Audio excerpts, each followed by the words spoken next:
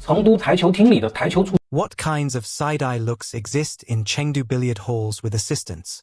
In recent years, these billiard halls with assistants have popped up like mushrooms after the rain, and many guys have been having a lot of fun there. In the past, people who went to self-service billiard rooms were mostly true fans of the sport. But over the last 2 years, commercial halls have taken over, many adopting the model of young female assistants, making even people who rarely exercised wake up early just to go play. The model itself is simple. Many beginners don't really know how to play or can't find a partner, so they play with an assistant, which is actually quite normal. The problem is that many halls no longer focus on billiard skills. They hire a lot of attractive assistants with limited technique, but very eye-catching appearances. Even without strong skills, they attract a lot of attention. To some extent, this pushes professional training and technical improvement into the background. For many halls, the mindset is, they are not trying to create another Ding Junhui. They just want to provide entertainment. The assistants know how to please, act cute, joke around, and keep the atmosphere more about leisure than competition. In addition, many of these halls have private rooms. After playing, you can watch a movie, drink some beer, eat something, and then go back to playing. It's even said that you can pay for extra services from the assistants, but that's not something we really understand. In short, real billiards fans should be careful and go in moderation, even when invited by friends.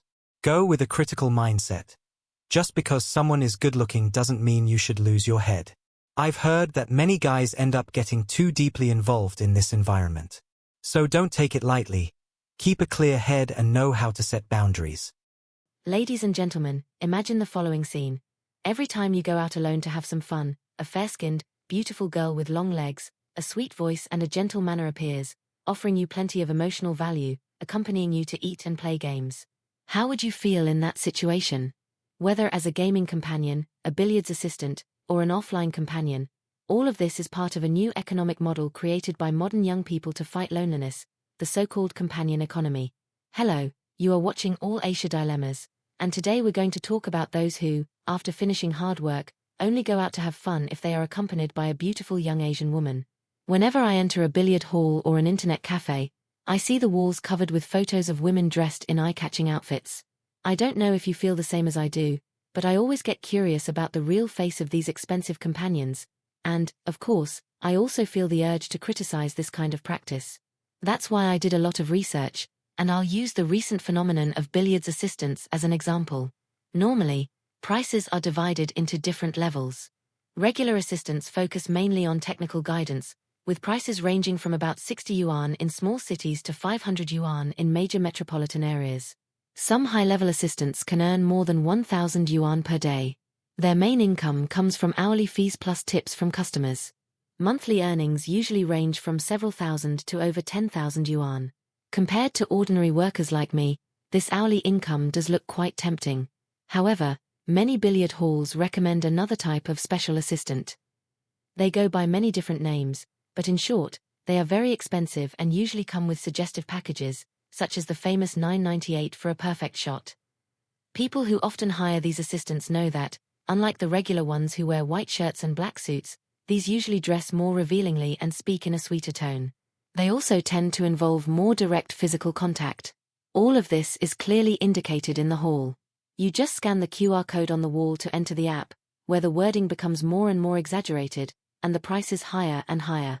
Before or after placing the order, a salesperson usually calls you, assuring you with all their effort that you will have fun, feel satisfied, and feel at ease. After a series of persuasive speeches, someone is sent to your location and the time starts counting. You think you've been careful enough, but in fact, the script has only just begun. There are two main types of traps. The first is the billiards bait, similar to bar scams or real estate scams. In short, misleading promotion designed to make you spend as much as possible. The common excuse is, to guarantee the privacy of the lesson, it's better to book a private room. So, in addition to the playing fee, you also pay a high room charge. During the game, they keep pushing you to buy a membership card, offer various benefits, and hint at hidden perks. You know what that means. But nothing is ever said clearly. Under this kind of persuasion, many people end up spending thousands or even tens of thousands.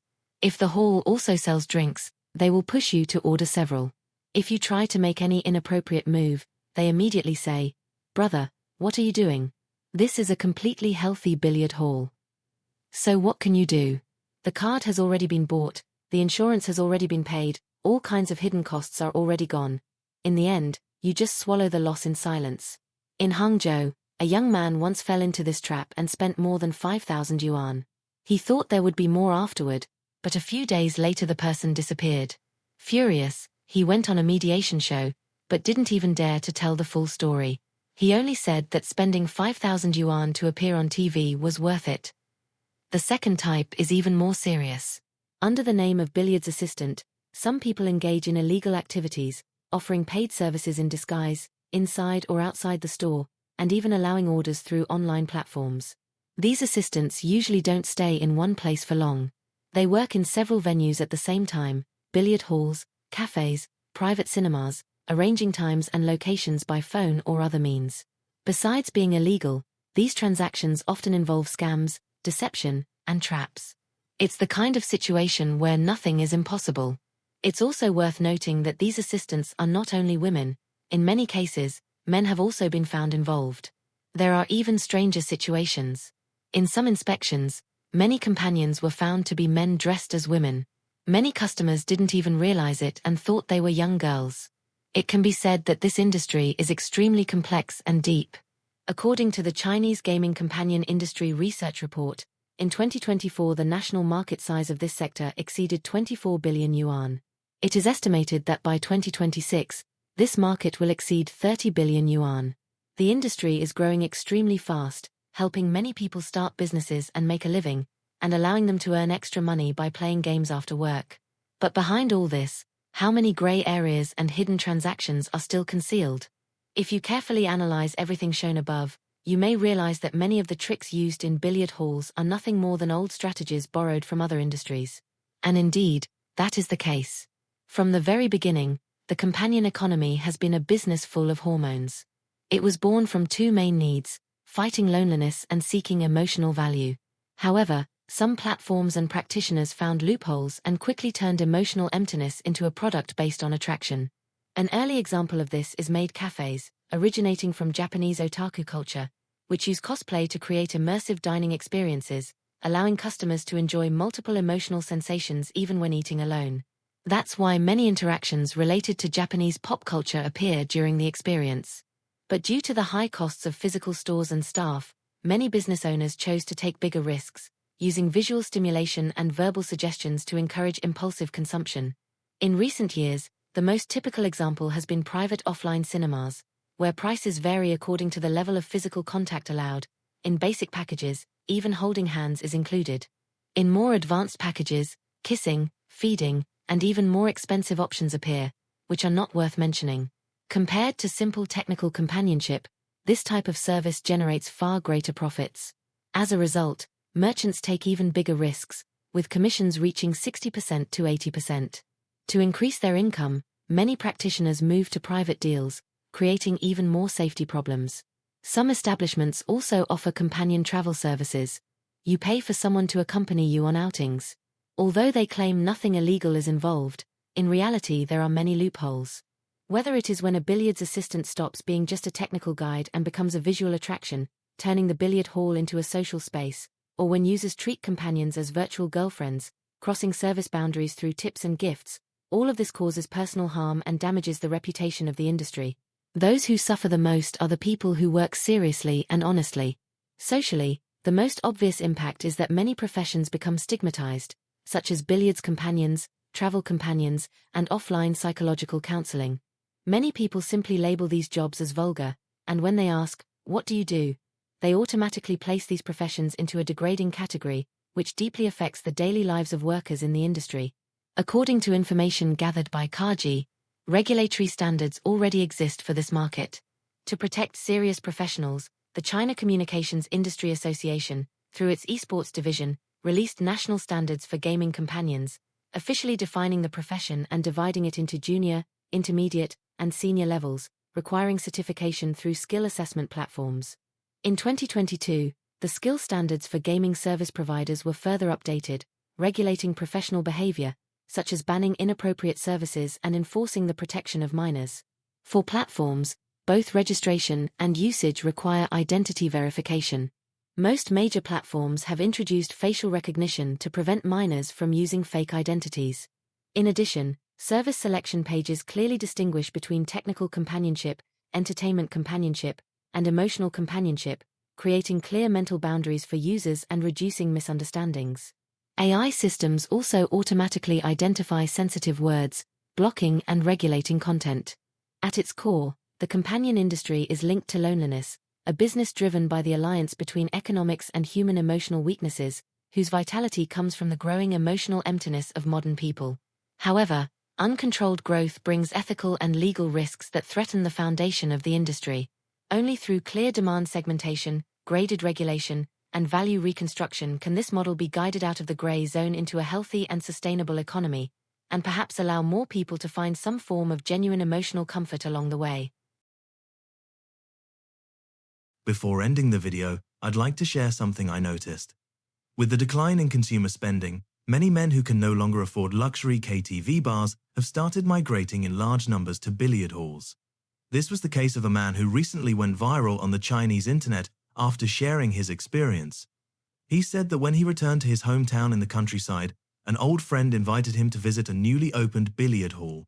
That friend had gone bankrupt running a KTV years earlier and was now trying to restart in this new market. At first, he thought it would hardly make any money. To him, a billiard hall had always meant an old, cheap, almost abandoned place. But as soon as he walked in, he realized something was different. Women dressed in eye-catching outfits were waiting at the entrance. Inside, dozens of tables were fully occupied, customers were waiting on sofas, and female assistants were scattered around the hall. Instead of a sports environment, it looked more like a carefully designed social space meant to stimulate consumption. His friend took him to a wall covered with photos of the assistants and suggested he choose one to accompany the game. Then they entered a fully enclosed private room, similar to a KTV room, with a billiard table, a mahjong table, drinks, and full service. At that moment, he realized that the billiard hall he once knew no longer existed. Later, after returning to Guangzhou, he searched on review apps and discovered that this model had already spread across the city. Within just a few kilometers, several new billiard halls had appeared, all using the same keywords: beautiful assistants. The promotional videos didn't show the environment, the prices, or the quality of the tables. They only showed women sitting on top of billiard tables. In some videos, the ratio of men to women reached 10 to 1. That's when he realized that billiards had become nothing more than the background for a new form of emotional consumption. On Chinese social media, hundreds of assistants described exhausting routines, more than 10 hours a day, accompanying clients, managing social media accounts, creating personas, and selling attention. It was tiring, unstable work based on youth, but very well paid. And for that exact reason, there would never be a shortage of applicants. To him, it became clear that no one enters a billiard hall anymore to learn how to play. When there are only female assistants and no male instructors, the real purpose is already obvious. Before, with little money, you could play all night. Today, 1 hour can cost more than 100, and even then, customers are rushed out because others are waiting in line. A friend of his, a former employee of a major tech company, summed it up simply: KTV bars are disappearing and billiard halls are multiplying. Not because billiards has become popular again as a sport, but because this new model has simply gathered around the table the same people who were already left behind by other markets. In the end, he concluded that this was not a revival of billiards. It was just another adaptation of the economy of loneliness. If you enjoyed this video, leave a like and subscribe to the channel for more content like this. And I'll see you in the next video.